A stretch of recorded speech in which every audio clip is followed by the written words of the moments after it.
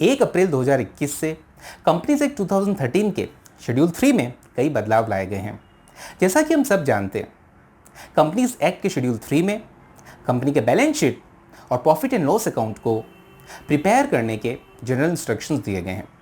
इस वीडियो में आपको इन सभी चेंजेस की फटाफट जानकारी मिलेगी, लेकिन आगे बढ़ने से पहले चैनल को सब्सक्राइब करना नहीं भूलें। सबसे पहले कंपनीज को फाइनेंशियल स्टेटमेंट्स में दिए गए फिगर्स को राउंड ऑफ करना होगा। अब तक ये ऑप्शनल था, साथ ही राउंडिंग ऑफ के लिए क्राइटेरिया भी बदल गए हैं।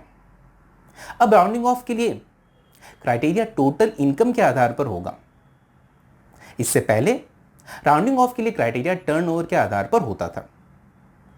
अब कंपनीज को प्रमोटर्स की शेयर होल्डिंग का डिस्क्लोजर भी देना होगा।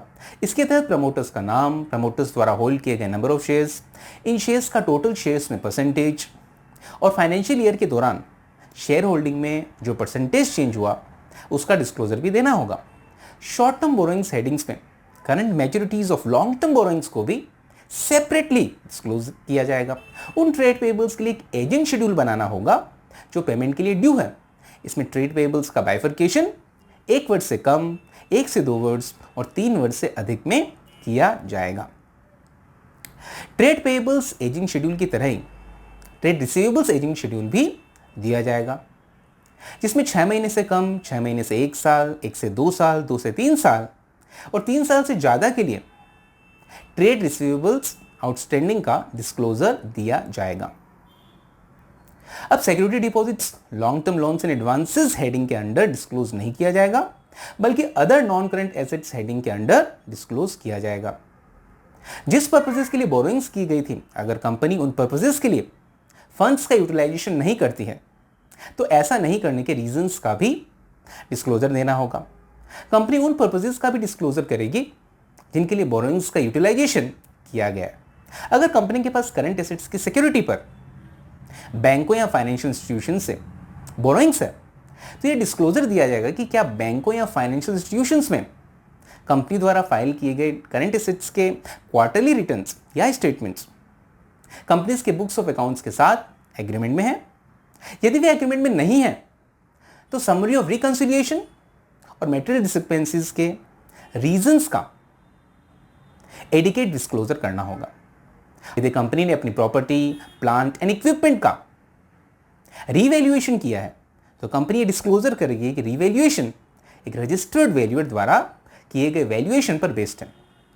अगर प्रमोटर्स, डायरेक्टर्स, केएमपीज और रिलेटेड पार्टीज को ऐसे लोन्स या फिर advances in the nature of loans दिए गए हैं जो रीपेबल ऑन डिमांड हो या फिर जिनमें टर्म्स ऑफ पेमेंट या period of repayment he specify नहीं किए हों, तो ये डिस्क्लोज किया जाएगा कि ऐसे लोन्स और एडवांस की अमाउंट कितनी है और कंपनी के टोटल लोन्स एंड एडवांसेस में ऐसे लोन्स और एडवांसेस का परसेंटेज कितना है।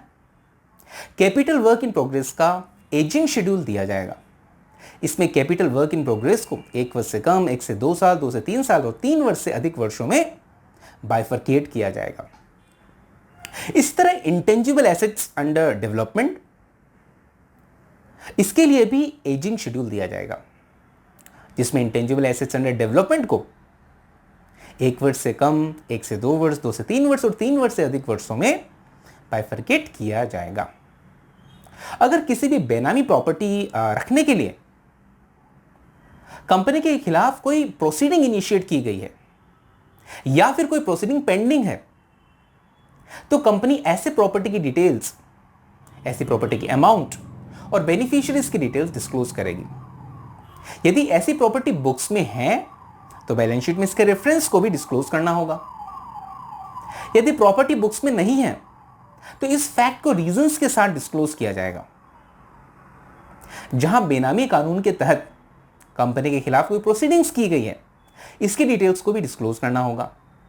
इसके अलावा nature of proceedings, status of proceedings और इस तरह की प्रोसीडिंग्स पर कंपनी के व्यू पॉइंट का भी डिस्क्लोजर देना होगा। जहां कोई कंपनी किसी बैंक या फाइनेंशियल इंस्टीट्यूशन या अन्य लेंडर द्वारा डिक्लेयर्ड विलफुल डिफॉल्टर है तो विलफुल डिफॉल्टर के डिक्लेरेशन की डेट, डिफॉल्ट की अमाउंट और नेचर ऑफ डिफॉल्ट जैसी डिटेल्स भी दी जाएगी।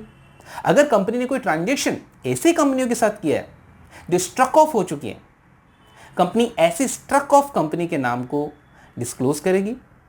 कंपनी उन ट्रांजैक्शंस के नेचर को भी डिस्क्लोज करेगी जो स्ट्रक ऑफ कंपनीज के साथ किए गए हैं। इस तरह के स्ट्रक ऑफ कंपनीज के साथ आउटस्टैंडिंग अमाउंट का भी डिस्क्लोजर किया जाएगा। साथ ही यह भी डिस्क्लोज किया जाएगा कि कंपनी का स्ट्रक ऑफ कंपनीज के साथ क्या रिलेशनशिप है। अगर किसी भी चेंज या सेटिस्फैक्शन का रजिस्ट्रेशन स्टैट्यूटरी पीरियड के बाद भी आरओसी के साथ नहीं किया जाता तो इस बात की डिटेल्स और रीजंस का डिस्क्लोजर भी देना होगा। अब शेड्यूल 3 में कुछ रेशियोज का भी डिस्क्लोजर किया जाएगा, जैसे कि current ratio, debt equity ratio, debt service coverage ratio, return on equity ratio, inventory turnover ratio, trade receivable turnover ratio, trade payable turnover ratio, net capital turnover ratio, net profit ratio, return on capital employed और return on investment. यदि पिछले वर्ष की तुलना में कोई भी ratio में 25% से ज्यादा चेंज है तो एक्सप्लेनेशन देना होगा।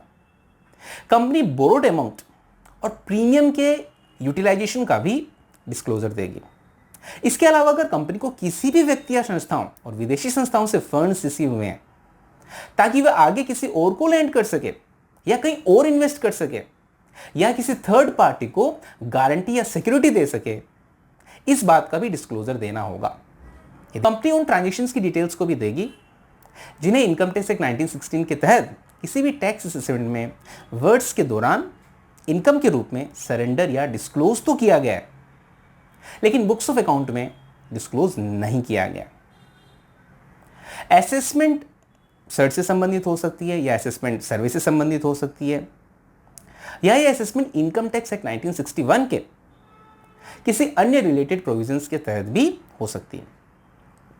हालांकि अगर किसी स्कीम के तहत डिस्क्लोजर के लिए इम्यूनिटी दी गई है तो डिस्क्लोजर करने की आवश्यकता नहीं होगी। यही नहीं, यह भी बताना पड़ेगा कि क्या इससे पहले कि कोई अनरिकॉर्डेड इनकम और उससे संबंधित एसेट्स इस साल के दौरान बुक्स ऑफ अकाउंट में प्रॉपर्ली रिकॉर्ड किए गए हैं कि नहीं। जहां कंपनीज को कंपनीज एक्ट के सेक्शन 135 के तहत कवर्ड है, जो कॉर्पोरेट सोशल रिस्पॉन्सिबिलिटी के बारे में बात करता है, तो कंपनी को CSR एक्टिविटीज के संबंध में कुछ डिटेल्स का भी डिस्क्लोजर देना होगा, जैसे कि कंपनी द्वारा CSR पर कितनी अमाउंट स्पेंड करने की रिक्वायरमेंट थी, एक्चुअल एक्सपेंडिचर कितना हुआ, साल के अंत में कितना शॉर्टफॉल रहा, पुराने वर्षों का टोटल शॉर्टफॉल कितना है, एक्सपेंडिचर में शॉर्टफॉल का क्या रीजन है, CSR एक्टिविटीज की क्या नेचर होगा, CSR के संबंध में रिलेटेड पार्टीज से ट्रांजैक्शन का भी डिस्क्लोजर देना होगा। अगर कॉन्ट्रैक्चुअल ऑब्लिगेशन में एंटर करते CSR लायबिलिटी के संबंध में कोई प्रोविजन किया गया है तो कंपनी को इस तरह के प्रोविजन में जो भी मूवमेंट्स हुई है उन मूवमेंट्स का डिस्क्लोजर भी देना होगा। अगर कंपनी ने फाइनेंशियल ईयर के दौरान क्रिप्टो करेंसी या वर्चुअल करेंसी में ट्रेड किया है या फिर इन्वेस्ट किया है तो कंपनी क्रिप्टो करेंसी या वर्चुअल करेंसी से जुड़े ट्रांजैक्शंस पर प्रॉफिट या लॉस रिपोर्टिंग डेट पर करेंसी की अमाउंट और क्रिप्टो करेंसी या वर्चुअल करेंसी में ट्रेड या इन्वेस्ट करने के उद्देश्य से किसी व्यक्ति से अगर डिपॉजिट या एडवांस लिया है उसका भी डिस्क्लोजर करेगी। इस तरह ये सभी चेंजेस शेड्यूल 3 में लाए गए हैं। अगर आपको ये वीडियो अच्छा लगा तो चैनल को सब्सक्राइब कीजिए, वीडियो को लाइक कीजिए और शेयर कीजिए। धन्यवाद।